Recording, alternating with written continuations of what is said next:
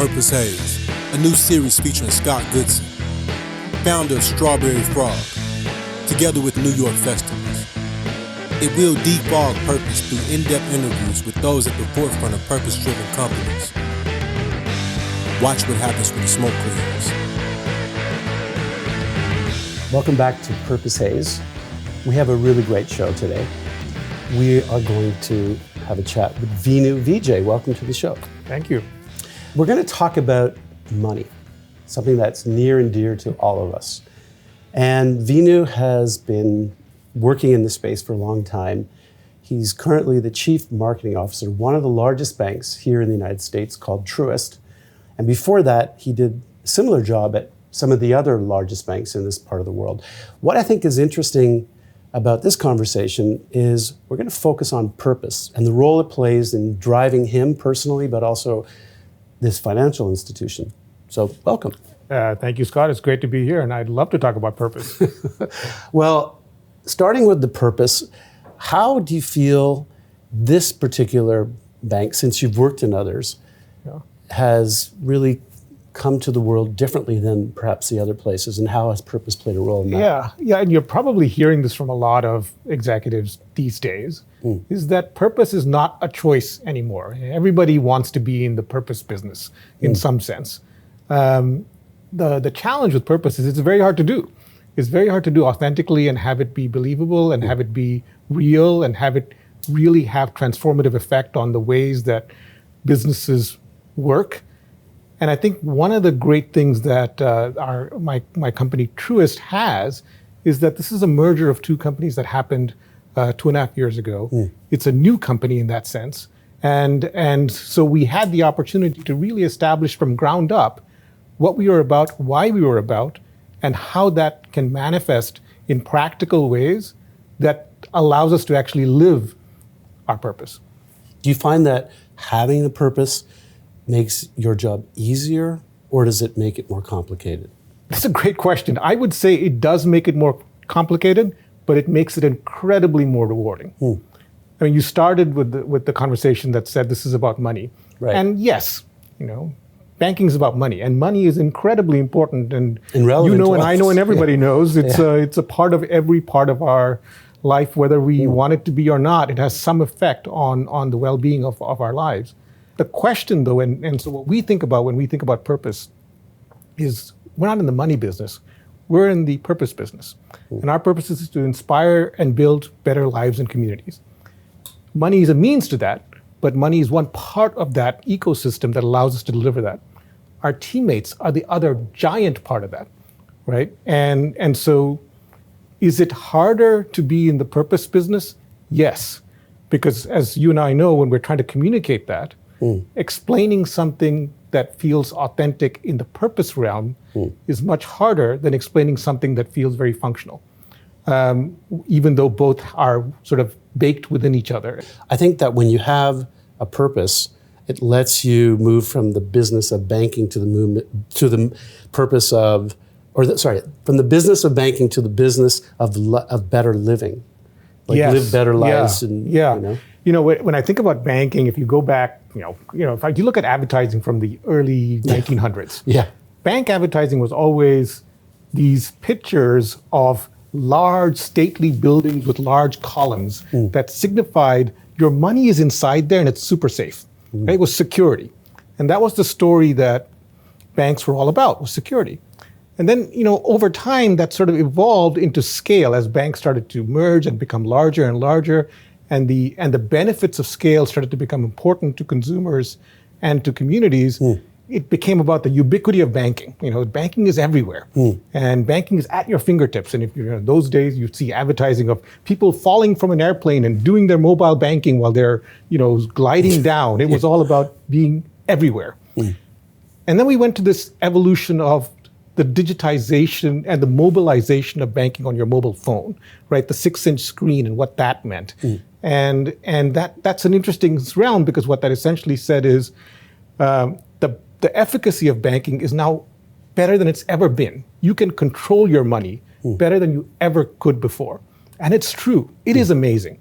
I mean, what we can do on our phone in controlling our money is astonishing. That's amazing. It's really astonishing. I mean, it's also like 10 years ago, nobody in this country paid with their phone, they paid with checks. Now everybody's using That's right. Zelle and Venmo and doing 100 other Their things. phone, or exactly. Yeah. But we're in sort of this new era. The next era that we're in assumes, yes, you have security. Yes, you have scale. Yes, you have mobile efficacy. And then this fourth element is, yes, you have purpose. The why, among all of this, helps guide the choices we make, the way that our employees and teammates feel empowered and energized towards an outcome. That why, in this era of, essentially communalism, where essentially we're all so interconnected, and we realize that what I do affects your well-being, what you do affects somebody else's well-being, whether you intend it to or not. I think that's a great point. You did a really lovely job of explaining sort of the history of how we engage with banks. Like I remember when I was a kid, you walk into a bank and there was like columns of marble and you felt like really small. Yeah. And then, as you said, then banks became this like on every street corner and they were everywhere.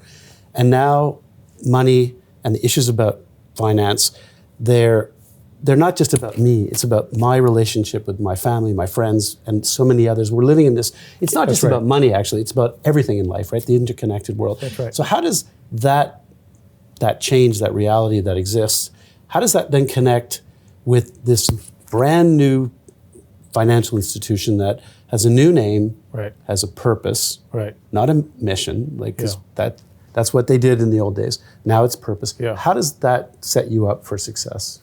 So to inspire and build better lives and communities. That's our sort of guiding light. And what that allows us to do, and how I think that's sort of motivating us and pushing us, is that's the first thing we think about. It's the first set of information we share even in our earnings report. It's the first thing that goes in our annual report. It's the first thing that we talk about when we think about our strategy, is how is what we're doing helping achieve that outcome.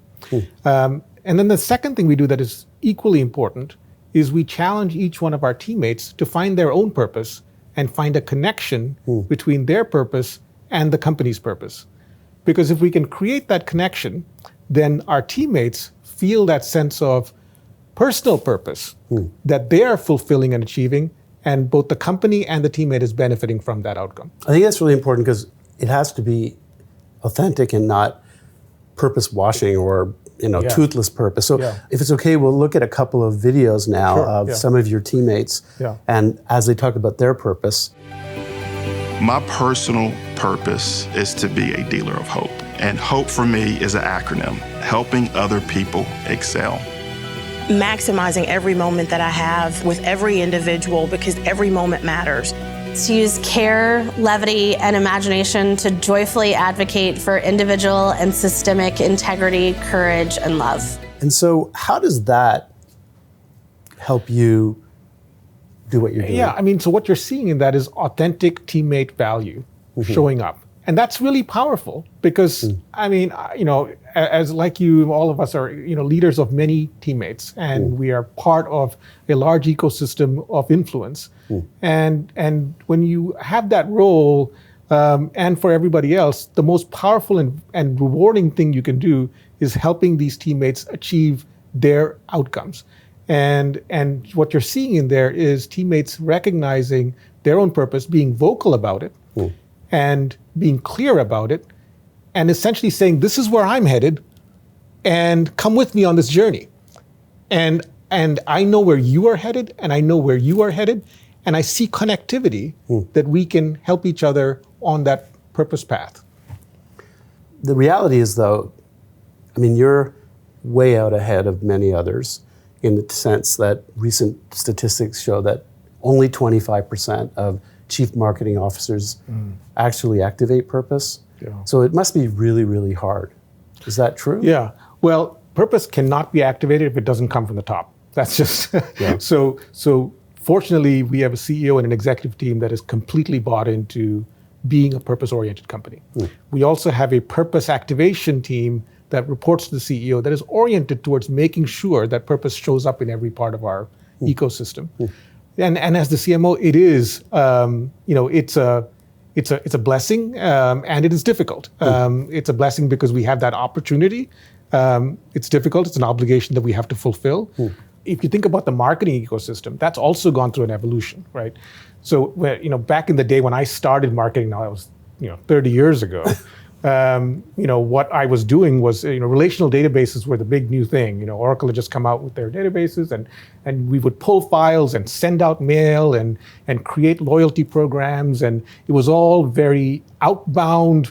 I'll give you this if you give me that. Very transactional based marketing. Very powerful, very successful. And then marketing sort of went into this evolution of, how we would think about sort of more experiential marketing, which is right time, right place, right customer, the CRM orientation, using all the capabilities of the software and data, that ecosystem that we have, to make that work for sort of being as relevant to the client or the customer at that moment with the information that you're sharing. Great stuff, very good. But again, I think the obligation of the CMO today has got to be to connect the internal ethos of the company with the external delivery of what the client and community see. And that connection strengthens the brand in a way that nothing else can. And the importance of the brand in a world where, social media kind of dictates your brand, that authenticity is incredibly important. You have to be real about it, otherwise you'll be called out on it. And so the CMO's job now, I think, is making sure that what you say externally matches who you are internally, and purpose is the thread that strings that together. The breakdown often is external. Like you hear a lot of CMOs, like they understand the internal part, but they have difficulty taking that and translating the purpose into something that can help them build their business. Right. So is it because it's hard? Is it because they don't know what to do? Is it because, you mentioned the history of banking. Is it 80 years of how you do bank advertising, and now we're at a pivotal point where it's a brand new place and it's a whole new way of thinking about it? Like, why are they having such difficulty, and what has helped you kind of leapfrog all the rest? Yeah, I think it's easier to fail in purpose than it is to fail in function. And that's because function has sort of grounding in it. And purpose, if you don't recreate the grounding that sometimes is invisible, you will end up failing at it. Right. So how do you tell a purpose story? It's really hard. It's hard, yeah. It's really hard to tell a purpose story without people looking at that and saying, well... But that's why you do it, because it's hard. It's not because it's easy. Exactly. Right. Well, you do it because it's real, and it takes the company to a different level. Right. It takes the conversation to a different level, an important level. But super difficult. So the failure risk is higher, for sure. And you have to manage for that. Now, what we did is we said, rule number one, we aren't going to say anything that we don't authentically believe and repeat internally. And so one of the words that is the most important word as part of how we deliver on our purpose is this word care. Okay, so we have care as one of our core values. I was going to get to that, actually, the care part, but keep going. Okay. Yeah. So because care is such an important part of our internal delivery of purpose, we said, you know what? We're going to translate that internal narrative into an external narrative and argue that when you start with care, you get a different kind of bank. And that is our external narrative, that when you start with care, you get a different kind of bank. Not every marketer has left brain, right brain. And what I find interesting about you as an individual is you understand how to do all the marketing strategy and the execution, but you also have this amazing sensitivity. You really understand humans. In your past life, I won't get into exactly what you did, but you went in to branches and you saw how people use and interact with pens and things like that, and you picked up on aspects of what most people would probably ignore. How do you get from inspiring, building better lives and communities to care? Because that's ultimately what is now your outward message, which we'll show a couple of films in a moment, but please. Yeah, so again, is it true? Start with that. And so we really felt like that was true about our intention within the company, was care. And then the second component was, is there genuine pathways of translation of that commitment to things that the clients and communities would see that is different and better, that they would value. And there is a pathway, and we could see that relatively clearly. Wow. So, a simple example is what we did with our new checking account, which we call Truist One Checking, is we took the position of what would a caring checking account do? Well, one of the things that a caring checking account do, it would stop having you worry about what your balance is so that you might get dinged with fees. The other thing you want to not worry about is getting declined, because that's kind of embarrassing. And so the Truist One account made sure to have the capability to not only remove the fees, but also to give a little buffer so that you aren't automatically declined if you don't have the balance to make a purchase. That comes from a very specific intention. And so that was really key, was sort of making sure we believed it. And then the other is partnering with great agencies, teammates, to find a way to tell that story in a way that's distinctive. And we've tried many distinctive ways of telling that story, because it is a very hard thing to express, but we have committed ourselves to expressing that point and finding a way to do it over and over again. So the two components are the proof is in the pudding. You need something inside the company or the product that really demonstrates that this is not just fake. Yeah. And then secondly, you need to find an authentic way to express it.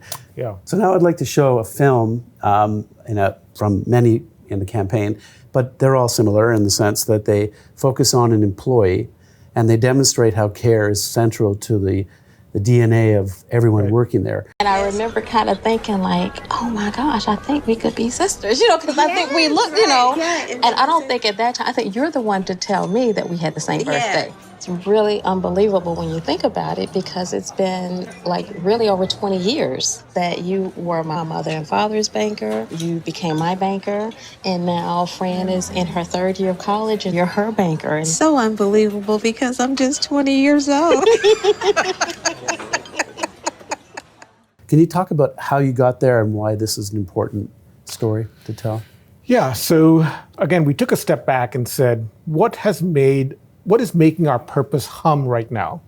And what was making our purpose hum was our teammates' commitment to purpose and their commitment to connecting their personal purpose with the company purpose. And so we said, you know what, we need to lean into that. And we need to find a way of showing our teammates expressing their purpose in the form of care in moments that matter to clients and communities. And so that was the basis of it. But then how do you tell that story in a way that feels fresh and authentic? Because you don't want to do what's very quote unquote trite and common, which is bad, which just feels very boring and not authentic. And so this was our way working with StrawberryFrog to do that. Yeah. And interestingly, like crisis and opportunity, right? The bank launches, COVID hits, and just think about it. Here's a new bank. Yeah. So no one's going in to meet tellers. No one's going into actual locations. So you have to not only launch a new brand, you have to, activate your purpose. Right. You have to somehow solve a problem where, consumers in local communities aren't going into the local branch. Right. So I could see how care becomes a really great message. Is that how you thought through it? I think that there's a lot of the truth to that. I mean, if you think about where we are as a society, care matters. And we've just gone through this incredible moment through COVID, and we are still coming out of it emotionally in many ways. Yeah. And we are appreciating the impact that a simple act of care can have. And that can be really small and can also be giant. And that, I think, is what we love about that idea. As a business leader, how do you find inspiration for these ideas? Because you don't often see a leader of a large organization find that type of solution. They wouldn't naturally go to care, right? So what? Yeah. So part of it is you mentioned I've been the CMO of a number of financial institutions, and so I've seen this narrative from a few lenses, and I think the art for us as we think about it, again, I always remind the team, if it isn't true about us, the job of a marketer is to find the authentic truth about our company and then underline it. Yeah. And so we have to go back to what is true. And what I saw in Truist was the truth about care. And so if that's true, then our job is to, ignore the difficulty of telling it and simply find a way to tell it. And so we took that commitment. And again, that telling is not just externally, it's also internally. Because if we remind our teammates who they're about, then they create outcomes that serve our clients and communities that in a way that reinforces that commitment. And so it is a virtuous cycle that we build, and that's exactly what we try to do. It is, again, it's the challenging approach, but it is the more rewarding approach when you get it right, and that's our ambition. Do you feel like that purpose releases your creativity? Yeah. Like if you think about more transactional marketing, it's harder perhaps to be creative. Yeah. You can do creative, of course, but does purpose let you be more creative? I don't know. I think it actually might make it harder to do creative. Okay. Because here's what I've heard from creatives, and you will know better than me, but here's what I've heard from creatives. Don't give me a complete white box. Right. Because if you give me a complete white box, I have nothing to push against. Right. Yeah. You got to give me boundaries. And when you give me boundaries, I know what to push. And that pushing is what creates something interesting. But they also connect to the emotion, right? For sure. Yeah. Absolutely. So the emotion part is there, but we have to make sure that we're giving a more clear set of guardrails that allows that conversation to happen within that space. Yeah. Like if you take a pure functional thing that you're expressing, you can have a lot of quote unquote creative fun with it because you're not really saying anything other than entertainment. Right. And so in the entertainment realm, you can sort of have a lot of, you do lots of ways of doing that. Yeah. So in some sense, the grounding is more obvious. It's that function, and then you can have a lot of entertainment around it. Whereas in care, it's more ethereal. And so the way that you create the story has to fit that mood, and that is the box. And it's an interesting challenge, and I think an awesome challenge. So do you think, let me ask you a different question. What is the difference between branding and purpose? The simple answer is branding is about essentially a reflection of an expression of who you are, and purpose is who you are. But I'll take it one step further and say, as a brand, like if you have a brand executive who in your team, and so I have a brand leader on my team, her job is really expressing our purpose. Right. Like because if we're simply expressing our brand, then you end up expressing functions and taglines. If you express our purpose, the work shows up in a way that's a lot more integrated with the rest of the ecosystem, both beyond marketing, client experience. I want our voice on the IVR to reflect our purpose. I want our decisions that we make in hiring to reflect our purpose. I want the way that we create our experiences to reflect our purpose. And yes, I want our advertising to reflect our purpose. But that becomes the mandate, not brand or advertising. That's great. I'm sure there's some young marketers out there watching today. Do you have What any? are you saying, Scott? Well, let's say, we're young too, but let's say young blood. Yeah. Do you have any words of advice? What would you point to in terms of how they should be thinking about what we've been talking about? Inspire us with something different, something better. I mean, I think that it is very easy in our business to follow the lead. Yeah. Particularly in organized, when you're in a business, and most marketers will be in a business where they're not on the line, they're not doing the line business, and they're never going to do that line business. A lot of them are never going to do that line business. What they're doing is, expressing how that line business gets delivered and how it's articulated, and that's a really important part. But doing that requires a level of, I think, breakthrough ideation. And I encourage that because we are in a world in a sea of sameness, and I'm like most people super bored by advertising work. Who likes advertising? Other than some practitioners. Well, that's right, and we need to be the ones to change that. Yeah, and that comes not just from creative ideation, it comes from strategy. And if it comes from strategy, it actually permeates across all the pieces of the company. So creative is a strategic tool. 100%. 100%, internally and externally. Right. Great marketing comes from great strategy. Because if you have great strategy, essentially it gets translated into how the company builds its services, how it staffs, how it creates experiences, and how it chooses to tell that story creatively. And that's what makes really awesome creative. And so I would encourage people to really think about the bigger opportunity there and really make creative more interesting. You talk about your relationship with the CEO and the kind of meetings you have when you talk about, like on a day-to-day. How does purpose, impact those conversations? So every circumstance is going to be different. So what I would say is the heart of this kind of approach, a purpose-driven approach, if it doesn't come from the top, won't work. Right. So stop, try something different, right? But if it does come from the top, then it actually shows up without you having to do anything. And your obligation becomes to make sure that you are amplifying that commitment in ways that is, inspiring, internally and externally, in ways that allow the teammate to do tangible things. So, I'll give you a simple example. We just finished doing an internal video that's about 20 minutes long. It's a documentary style, and it really describes what it is that we've been doing as a company. And it's not for external audiences. It's really for our internal audience.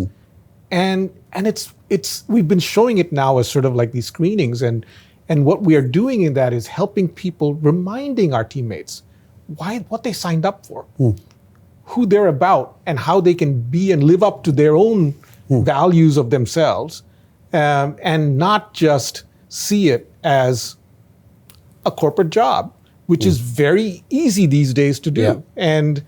And that's a disservice, less so to the corporation, it's a disservice to the teammate, because that's where you spend your time. So day to day. But it sounds like there's like 100 rays of light coming out of this purpose. Once you get it, once you figure it out, once you land on the strategy, it allows you to trial and error a little bit, but then also really and you and I know heart and soul.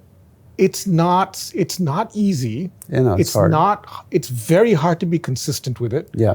The journey and commitment to the journey is what I would encourage people to take.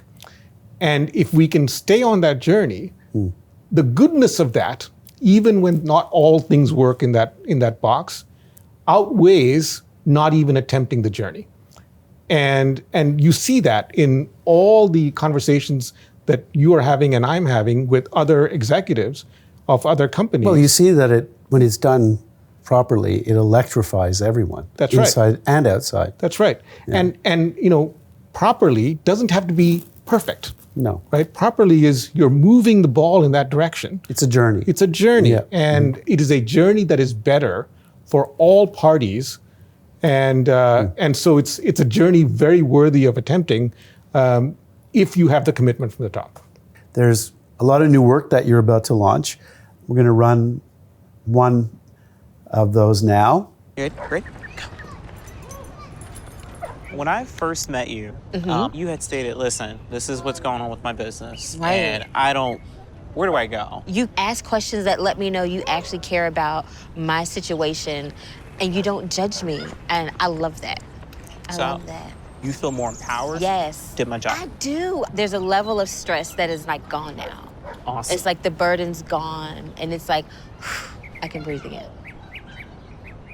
This is, a next evolution of the work you've been doing. Yeah. How does this work sort of symbolize who you are and where the organization is going, and your sort of journey with the purpose? My journey reflects, I think, the journey of where marketing is evolving, and I'm trying to stay ahead of that curve. Yeah. I think today, a marketer's fundamental obligation, a chief marketer's fundamental obligation, I think, is ensuring that the company understands and lives its purpose internally and externally. And and helping clients and communities understand that. That, I think, is the core role today. And that is supplemental to what has historically been the natural roles.